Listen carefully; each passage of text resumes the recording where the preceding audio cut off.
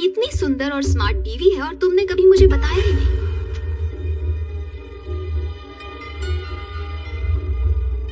और तुम मेरे साथ फ्लर्ट कर रहे थे। नॉटी। सुवर्णा यूनिवर्सिटी एग्जाम में फर्स्ट आई है। श्रीनू, क्या हुआ? तुम ठीक तो हो ना श्रीनू? श्रीनू?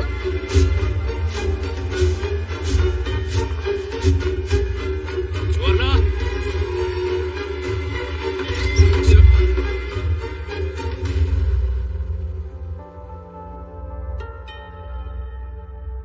ये क्या है? ये क्या है ये सब सुवर्णा?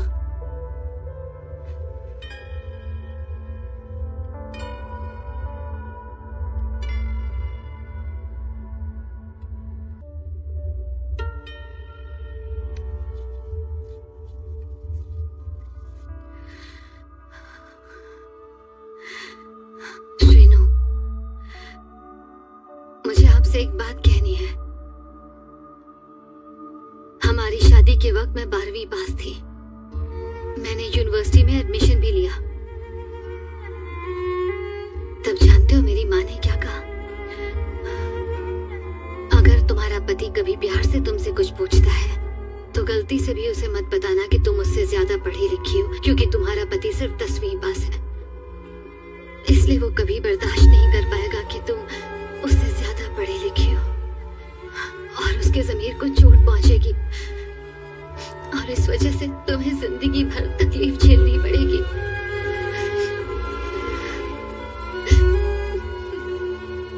इसीलिए मैंने झूठ बोला कि मैं 6ठी में फेल हो गई और आगे पढ़ाई नहीं कर पाई। मुझे नहीं पता था कि आपको पढ़ी लिखी औरतें पसंद है।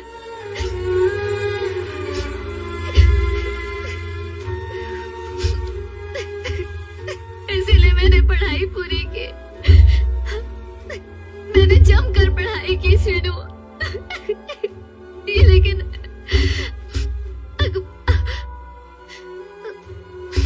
अखबार में फोटो छप जाएगी ये कभी नहीं सोचा था।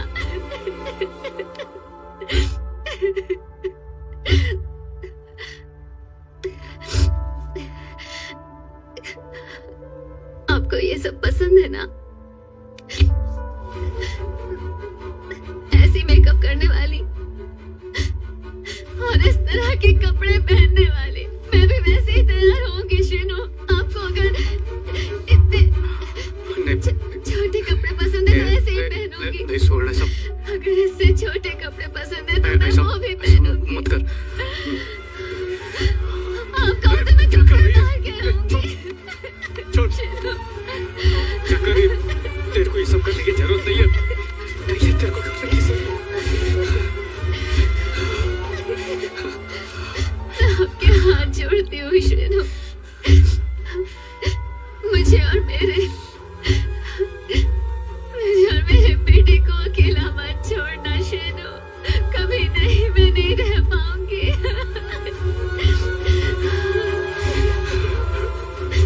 आप जो कहेंगे मैं वो करूंगी। आपकी किसी बात को कभी नहीं टालूंगी। हमें छोड़कर मत जाना श्रीनू।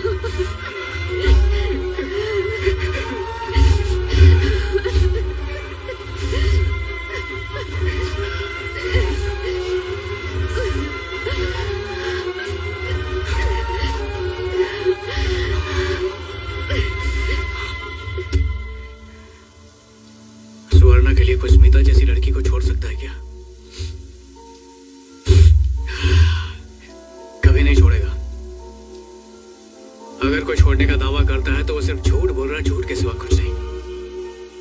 लेकिन श्रीनू ने समझौता किया और अपने परिवार के पास वापस चला गया, क्योंकि वो मेरे जैसा समझौता करने वाला है।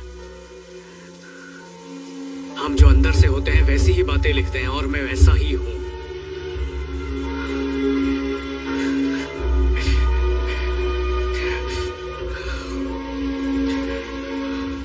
याद है यामिनी ने क्या कहा था? प्यार एक समझौता है, प्यार एक बलिदान है। प्यार आत्मा का मिलन है और न जाने क्या क्या कहा था। अब उसे दिखाऊंगा जो मैंने लिखा है। अरे गौतम, ये सब क्या है भाई? घर की क्या हालत कर दी है तूने? तू तो शादीशुदा है ना, तो बीवी के साथ झगड़े के बाद घर की हालत ऐसी नहीं होती है। झगड़े करते हैं लेकिन ऐसे तोड़फोड़ नहीं करते।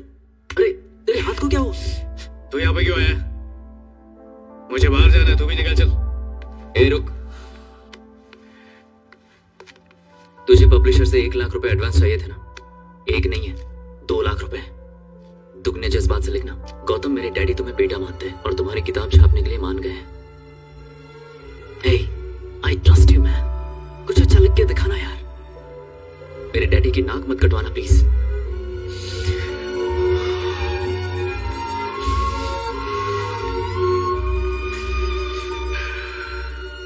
वो देख, लिखना शुरू कर दिया मैंने। डाइनिंग टेबल पर लैपटॉप रखा हुआ है, तू जाकर पढ़ ले। मैं जरा यामिनी से मिल के आता हूँ। अरे रवि। हाय गौतम। हाय। यामिनी अंदर है क्या? हाँ वो अंदर ही है। ओके। हाय यामिनी। अरे प्रदीप, कैसा तू? या फाइन।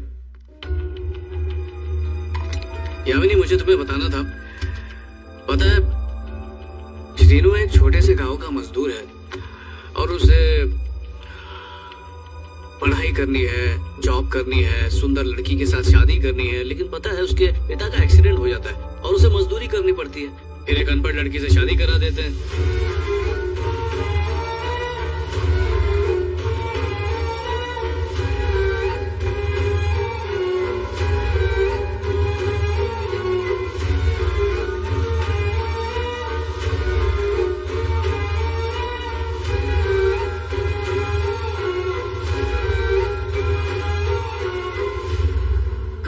श्रीनु कौन है, स्मिता कौन है, सुवर्णा कौन है, क्या बड़बड़ाए जा रहे हो? मैं तो बताना ही भूल गया, मैंने लिखना शुरू किया है। And I want to celebrate with you. तुम एक काम करो, आज हाफ डे ले लो। तुमने कुछ खाया क्या? सुबह से कुछ खाया नहीं है ना, इसलिए सर दुख रहा है। चलो चल के कुछ खाते हैं। उठो, ढाबे पर चलते हैं। यामिनी, तुम घर से ऐसे ही अचानक चली गई, कहाँ रुकी हुई हो? पापा के घर पे? यामिनी मैम, आपके पास 5 मिनट है? हाँ मैडम, लंच खाकर आती है, तुम लोग जाओ। Okay sir. Hi sir. Hi. नमस्ते सर। नमस्ते मैडम। मेरी इजाजत के बिना किसी को भी अंदर मत आने देना, ये बोला था ना मैंने तुम्हें। अगर कोई भी ऐरा गहरा अंदर आया तो तुम्हारी नौकरी गई। ये ऐरा गहरा किसको बोल के गई है?